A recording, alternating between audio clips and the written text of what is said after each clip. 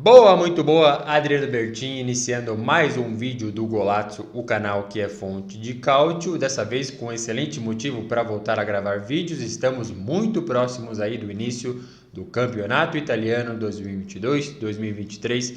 Vai começar mais uma temporada do nosso cálcio. A gente já viu, né, Premier League começando no final de semana passado, Bundesliga a mesma coisa, e agora chega a vez da Série A se destacar aí no calendário do futebol internacional. É bem verdade que a Copa Itália já começou, lembrando, a gente repercute sempre no golazzo.com.br, vou deixar alguns links na descrição do vídeo e, claro, repercutindo também no Instagram, o @blogolazzo, sempre as novidades, onde vai passar, quais são os jogos do dia. A gente já está fazendo isso com a Copa Itália, com certeza vai ter no nosso campeonato italiano também. E eu não vou, óbvio, me atrever a prever muita coisa sendo muito profundo, mas o objetivo desse vídeo é sim, é vislumbrar o que deve acontecer na próxima temporada do campeonato italiano. É bem verdade que tem aí a janela de transferências ainda aberta, muita coisa acontecendo, jogador se machucando, mas vamos tentar aí vislumbrar alguma coisa. Já deixo o convite para você também. Quem vai ser o campeão, quem vai ser o rebaixado? Os times vão bem na Champions League, competições da Europa? Deixe o seu comentário, por favor, é sempre muito bem-vindo. Vamos interagir. Começando na pré-temporada em si, pelo menos a minha visão de pré-temporada, que não diz muito, né? São amistosos, testando ainda, jogadores se entrosando. É bem ruim, assim, a impressão que os times italianos deixaram, especialmente enfrentando times de fora, né? Eu trouxe alguns destaques aqui, por exemplo, a Juventus, para mim, tomou pau, né? A Juventus pegou, claro, times importantes aí, Barcelona, Real Madrid, Atlético de Madrid, tomando o gol do Morata. Acho que a impressão não foi muito positiva. A Inter, mais ou menos. Jogos aí contra a Lyon, Villarreal. O Milan, acho que foi ok. A Lazio tomou pau do Genoa. Novamente, apenas amistoso ainda para a temporada, mas enfim. E a Roma eu acho que foi ok. Vamos falar da Roma na sequência aí. Na Copa Itália, ainda falando de pré-temporada, conectando com o início aí de 2022 e 2023. Muitos times de Série A já caíram logo no primeiro turno, né? Tem aquele turno eliminatório, jogam os times que disputaram os playoffs para subir da Série C para a Série B, e depois já entra assim alguns confrontos entre times de A e B, e já teve papelato, assim, muitos times decepcionando, pelo menos na minha visão, né? Time de Série A não tem que cair no primeiro turno. A gente lembra o regulamento, jogo único, o time da Série A jogando em casa sempre, e alguns eliminados aí com goleada, né? Aqui o Sassuolo já caiu, o Lecce recém-promovido também foi embora, Empoli a mesma coisa, Hellas Verona, Salernitana, times de Série A já devidamente eliminados da Copa Itália aí. Dá para chamar de zebra, dá para chamar de início de temporada. Dos jogos que eu consegui assistir, dá para ver assim os caras claramente cansados. O verão está cada vez mais pesado na Europa, temperatura de 40 graus na Itália, mas ainda assim, né?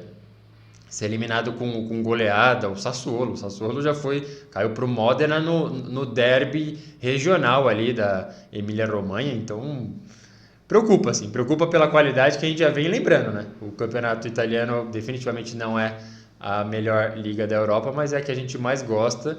Independente disso, cabe a crítica, né? Tá aí os dados, tá aí. Os times da elite já caíram logo no primeiro turno da Copa Itália, mas enfim, vamos conectando também cada vez mais com o início aí da temporada, um clima bem quente, não só nos termômetros, né? Já observamos, vou deixar aí os links também dos acontecimentos. Então teve o Torino, o Ivan Juric, técnico do clube, praticamente saindo na mão com o diretor do Torino, em jogo de pré-temporada. Teve também a Salernitana, organizou lá um torneio amistoso, chamou uns outros times lá, o time turco que o Montella tá treinando, os jogadores quase saíram na mão. Torneio amistoso. E agora teve o Berardi também, a eliminação da Copa Itália para o Modena. Um torcedor parece que ofendeu ele, a família dele, o filho, a esposa, e ele correu atrás do cara para bater no cara. Não chegou, né, às vias de fato aí, como a gente costuma dizer. Mas assim, clima quentíssimo nessa pré-temporada, com resultados muito ruins para times de Série A. Mas vamos conectando já com o que a gente espera, né, da temporada. Na Europa, eu não espero absolutamente nada dos times italianos, assim, dos confrontos que a gente já viu, ainda que amistosos, o que a gente tem de retrospecto recente dos melhores times italianos dentro da Europa. Vamos pegar lá Inter e Milan. Não dá, né? Milan já caiu logo na primeira fase e nem conseguiu ir para Europa League. A Inter até que foi longe, entre aspas, né? Pegou o Liverpool logo de cara e ganhou fora de casa. Eu mantenho que a Inter é o que a Itália ainda tem de melhor para oferecer na Europa, mais do que o Milan até, eu acredito. Mas ainda assim, insuficiente, né? Pegou o time que foi à final, é verdade, mas antes disso tinha caído em fase de grupos na última posição, num grupo não da morte, que nem o do Milan foi grupo da morte. E a Juventus é uma coleção de papelato, né? Cai para Villarreal, cai para Lyon, cai para Ajax, enfim. Essa tem sido a vida, então Champions League e Europa League eu não espero muita coisa assim dos times italianos. Na Conference, a Roma conseguiu, né, com o seu time modesto, mas é uma competição modesta, então a Fiorentina acho que pode sonhar. Eu imaginaria alguma coisa frutífera pensando no futebol italiano aí na Conference League, mas ainda assim difícil, né? Vem times eliminados de Europa League também, então ficar de olho nisso. E aí pensando, então, vamos lá para o nosso campeonato italiano 2022-2023. Não vou passar por cada um dos times, mas vou passar pelas zonas da tabela. Então, na zona de rebaixamento, eu coloco logo de cara os 3 que subiram. Ah, mas tem o Monza. O Monza contratou um monte de gente.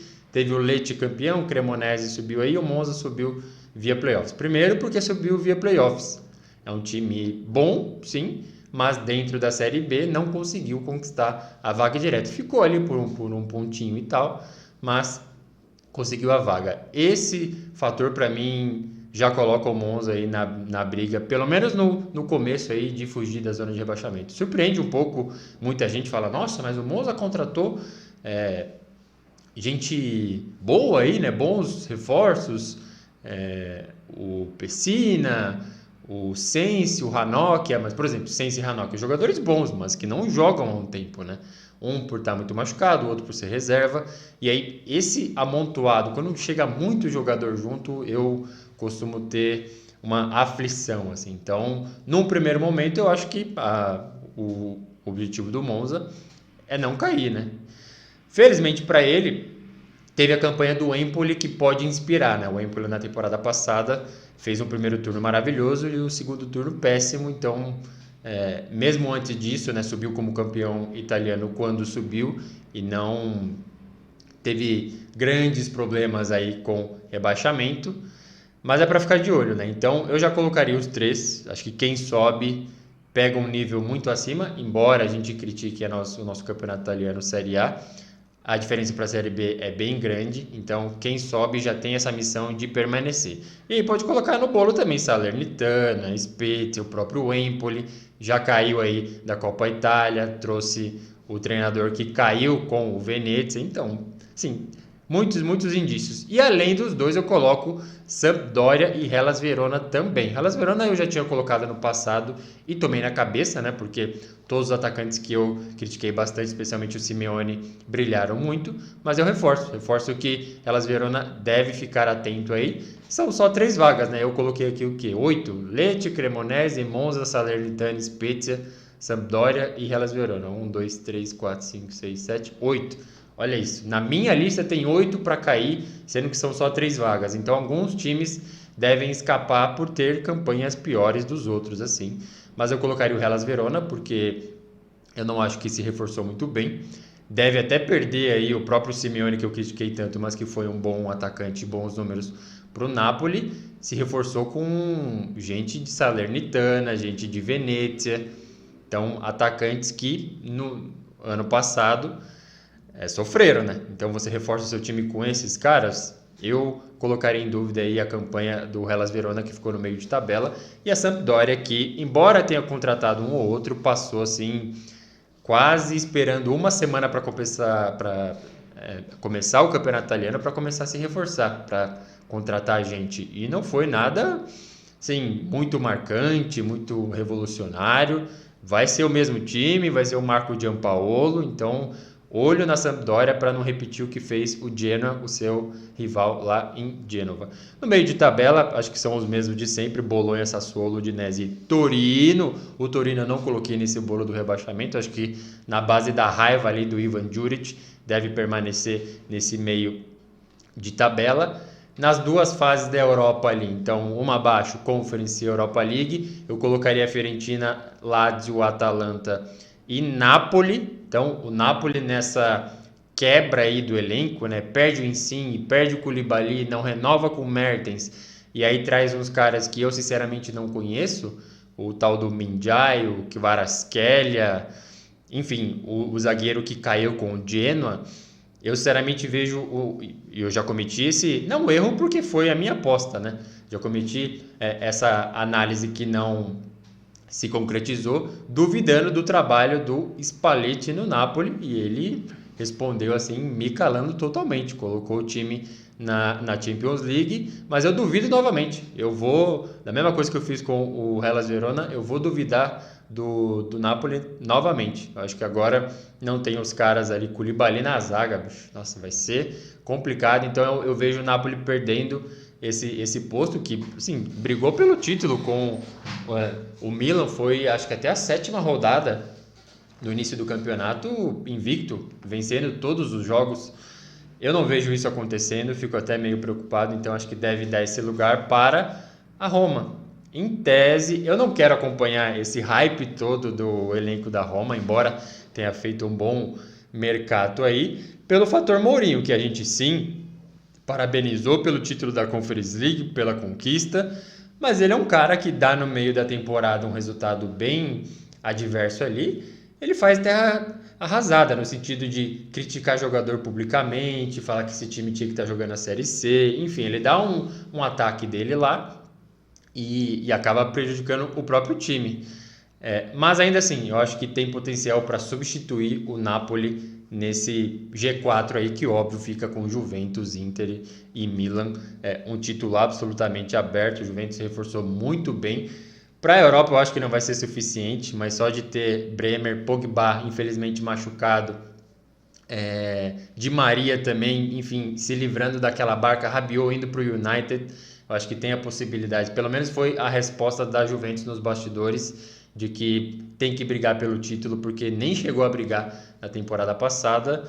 Milan e Inter com certeza vão surgir como protagonistas aí na busca pela segunda estrela, os dois com 19 títulos cada do campeonato italiano. Quem vencer o próximo, se vencer, estampa a segunda estrela no seu escudo. Então não vou arriscar, porque acho que o próprio campeonato passado já foi uma incógnita tremenda, decidido literalmente na última rodada. Então, para mim, essas são as previsões, não muito profundas aí, do nosso campeonato italiano, beleza?